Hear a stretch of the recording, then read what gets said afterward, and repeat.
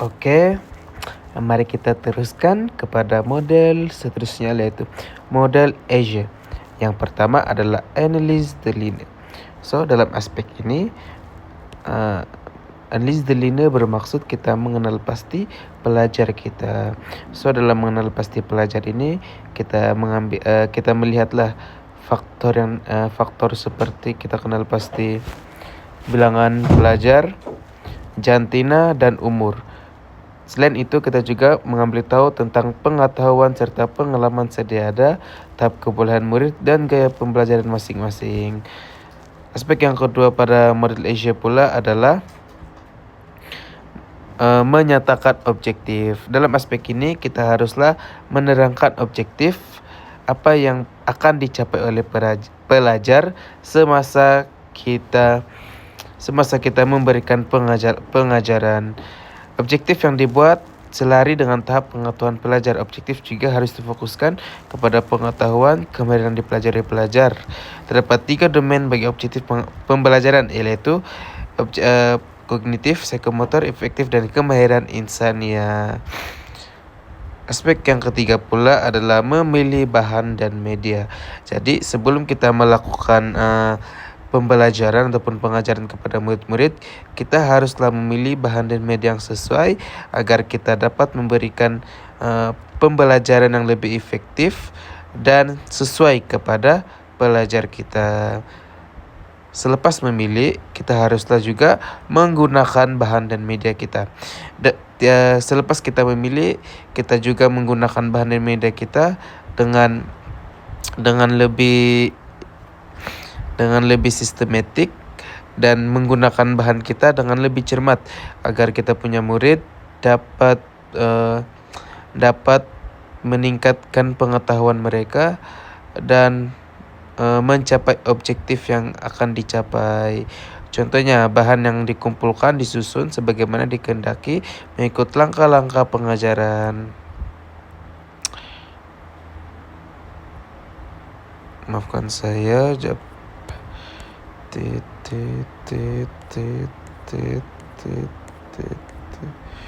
Oke, yang seterusnya pula penglibatan pelajar. Jadi melalui model Asia ini, penglibatan pelajar sangatlah penting dalam pengajaran kita. Jadi kita haruslah memastikan penglibatan pelajar ini sentiasa aktif dan pelajar ini bekerjasama dalam kumpulan untuk menjalankan aktiviti yang telah kita rancang. Hal ini dapat membuatkan pelajar lebih termotivasi dan minat dalam pembelajaran. Dan aspek yang terakhir dalam model Asia inilah menaksir, menilai, dan menambah baik. So, selepas kita membuat semua langkah-langkah itu, kita boleh menilai adakah langkah-langkah yang kita buat itu berhasil. Kalau tidak, kita boleh menambah baik, dan jika iya, kita boleh mengekalkan aspek-aspek tersebut. Oke, yang seterusnya kita akan membahas mengenai model. Kita akan membahas mengenai model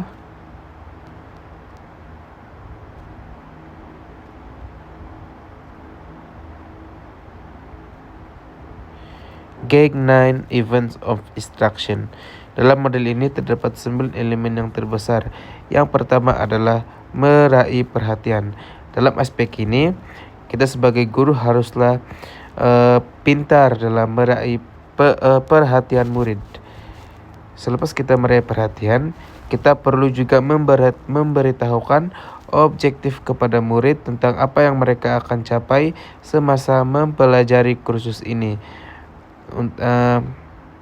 Dan kita harus juga memberitahu kenapa mereka harus belajar, objektif mereka, kenapa mereka harus belajar. Seterusnya pula adalah stimulating recall of prior learning. Dalam aspek ini, kita haruslah membantu pelajar memahami pengetahuan yang baru dengan menghubungkan dengan ilmu pengetahuan yang mereka sedia ada. Contohnya, kita menghubungkan ilmu yang mereka sedia ada dengan ilmu yang kita sudah tahu agar mereka lebih bijak dan mempunyai pengalaman baru dalam subjek tersebut. Selain daripada itu adalah providing learning guidance ataupun memberikan bimbingan kepada pelajar. Berikan bimbingan belajar.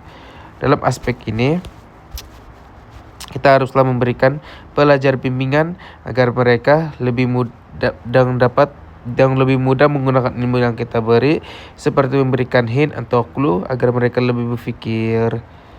Seterusnya pula adalah meningkatkan prestasi. Dalam aspek ini, murid sudah pintar dan berdikarilah tanpa ada campur tangan dari guru-guru lah. So, dorang punya perkembangan, sebab kita bimbing mereka punya prestasi pun meningkat dan lebih bagus dalam aspek ini. Dalam aspek ini juga kita meningkatkan prestasi mereka daripada bimbingan yang telah kita berikan sebentar tadi. Seterusnya pula adalah memberikan maklum balas kepada pelajar. Dalam aspek ini kita memberikan maklum balas. Di sini perlu. Kita memberi maklum balas tentang apa yang mereka telah capai. Ataupun contohnya kita memberi maklum balas ini seperti pujian ataupun kritikan. Dalam ini kita dapat melihat pembelajaran yang kita dapat melihat adakah pelajar itu dapat mencapai yang diinginkan ataupun tidak. Seterusnya adalah mengukur capaian hasil belajar. Dalam aspek ini kita haruslah mengukur adakah pembelajaran yang kita berikan itu berhasil ataupun tidak. Dan terakhir adalah meningkatkan capaian ataupun hasil belajar sesuai dengan tujuan pembelajaran yang telah ditetapkan untuk belajar. Lepas itu kita tingkatkan lagi,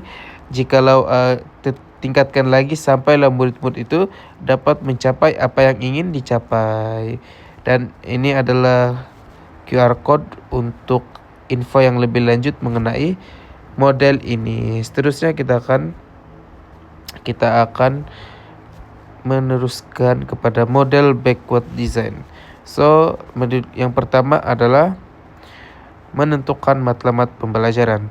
Dalam aspek ini, guru perlulah menetapkan apa yang perlu dikuasai oleh murid di akhir pembelajaran. Fokus kepada enduring understanding, pemahaman mendalam dan berpanjangan, bukan sekadar hafalan fakta. Contoh, murid mampu menjelaskan kepentingan keterangan air kepada kehidupan, bukan sekadar mengingat istilah pemulapan atau penverporan. Jadi kita kasih tahu lah apa yang perlu dikuasai oleh murid di akhir pembelajaran. Seterusnya pula adalah menentukan bukti pentaksiran. Hal ini bermaksud di mana guru merancang bagaimana untuk menilai sama ada murid telah mencapai matlamat pembelajaran ataupun belum. Bukti boleh datang daripada kuis, kerja projek, pemetaan, eksperimen, perbincangan ataupun rubrik penilaian. Contohnya, murid menunjukkan kefahaman kitaran air melalui lukisan model dan penerangan lisan. Jadi kita dapat tengok sendirilah adakah kita punya strategi itu berkesan melalui bukti-bukti daripada peperiksaan, yaitu pentaksiran. Dan yang terakhir adalah plan, learning, experience, and instruction. Jadi merancang aktiviti pengajaran. Guru merancang aktivitas, media dan strategi PDP untuk membantu murid mencapai hasil pembelajaran. Aktiviti dipilih secara align dengan matlamat dan pentaksiran. Jadi selepas kita tahu semua benda tu, kita rancang lagi aktiviti pengajaran agar meningkatkan lagi mereka punya pemahaman. Dan itu adalah model backward design. So, seterusnya adalah penggunaan model reka bentuk pengajaran untuk merancang pengajaran yang mengintegrasikan teknologi. So, bagaimana kita menggunakan model ini untuk mengintegrasikan teknologi? Jadi yang first adalah model ED. Jom kita lihat model ED. Model ED, Analysis, Design, Development, Implementation, Evaluation. Model ini juga populer dalam pengajaran berdasarkan teknologi. So, bagaimana kita mengintegrasikan teknologi dengan menggunakan model ini adalah yang pertama, analisis. Kita boleh kaji keperluan murid dan tahap penguasaan ICT. Kedua, desain. Rancang pembelajaran berdasarkan teknologi. Contohnya, kuis dalam talian ataupun kuis Kahoot ataupun membuat game dalam English membuat game dalam English, membuat game dalam online, dan terus ada development. Contohnya adalah bangunkan bahan digital seperti slide interaktif, model pembelajaran ataupun video. Yang keempat adalah implementation, yaitu jalankan PDP dengan integrasi teknologi. Yang terakhir adalah evaluation. Di sini kita boleh buat keberkesanan penggunaan teknologi, adakah yang memberikan manfaat ataupun tidak. So, seterusnya kita sudah belajar mengenai model ED. Mari kita belajar mengenai model Asia pula untuk cara mengintegrasikan teknologi dalam model ini. Yang pertama adalah analyze. Nah, jadi macam mana kita mengintegrasikan teknologi ini adalah mengenal pasti tahap kebolehan, gaya pembelajaran, serta tahap celik teknologi pelajar. Kita tengoklah adakah mereka celik mengenai teknologi ataupun tidak. Yang kedua pula adalah state objektif.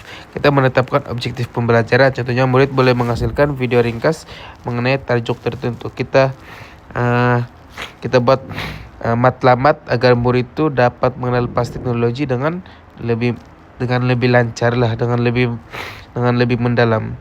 Seterusnya adalah membuat select method media dan material lah. Kita buat murid itu memilih bahan-bahan yang mereka ingin gunakan seperti Google Classroom, Canva, Kahoot ataupun banyak lagi. Seterusnya menggunakan teknologi ataupun menggunakan bahan-bahan yang telah mereka pilih tadi untuk dilaksanakan dalam PDP mereka. Seterusnya pula adalah penglibatan mereka sendiri, macam mana mereka menggunakan peluang untuk menggunakan aplikasi ataupun digital untuk berkongsi idea. Dan yang terakhir adalah evaluate dan revise. Kita boleh menilai adakah penggunaan teknologi ini berkesan kepada murid, adakah dia akan meningkatkan dorong punya minat. Itu model Asia. Seterusnya pula adalah model Gagnon Events of Instruction. So, seperti mereka tahu ada 9. Saya akan menerangkan ke 9 tersebut. Yang pertama, kita boleh menarik murid seperti menggunakan video pendek YouTube, animasi interaktif, dan quiz Kahoot sebagai ice breaking. Kedua pula adalah inform learning objektif ataupun maklumkan objektif pembelajaran. Kita bagi tahulah mereka objektif PDP dalam Google Slide ataupun infografik digitals. Kita boleh kita boleh paparkan objektif PDP dalam Google Slide agar mereka lebih tertariklah daripada menggunakan cara tradisional. Seterusnya adalah stimulate recall of prior knowledge. Kita boleh gunakan Padlet, Mentimeter atau quiz online untuk mengingat kembali isi pembelajaran terdahulu. Yang keempat adalah present the content. Kita boleh menggunakan video interaktif semasa membentang ataupun memberikan mereka pengajaran. Seperti kita gunakan simulasi digital ataupun e-book. Seterusnya pula aspek yang kelima kita dapat lihat di sini. Kita memberikan panduan pembelajaran. Contohnya kita boleh memberikan panduan pembelajaran ini melalui hyperlink, tutorial video ataupun Google Docs untuk kerjasama. Selain daripada itu, kita juga boleh melakukan dari Elixir Performance Practice. Kita boleh gunakan kita masukkan konsep teknologi ini dalam aspek quizzes, World ataupun Google Form. Jadi mereka boleh buat latihan lah dalam apps ni. Seterusnya adalah provide feedback. Aplikasi otomatik seperti Kahoot Quiz memberikan jawaban segera atau guru beri komen melalui Google Classroom. Jadi otomatiklah dia bagi feedback. Jadi seterusnya adalah menilai prestasi. Jadi kita boleh lihatlah apa yang mereka akan capai selepas mereka menggunakan teknologi ini. Lepas itu yang ke-9 adalah yang terakhir ataupun mengaplikasikan. Lepas itu murid-murid boleh sudah mengaplikasikan teknologi dalam pembelajaran mereka dan menjadikan pembelajaran mereka lebih efektif. So, kita akan masuk ke bab yang paling terakhir ataupun aspek yang terakhir. Maafkan saya sebentar ya.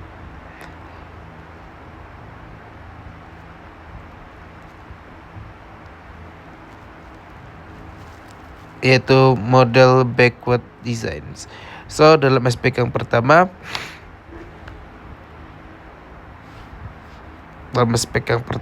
guru boleh menetapkan hasil pembelajaran akhir. Contohnya, murid dapat menjelaskan kitaran air dengan menghasilkan infografik digital menggunakan Canva.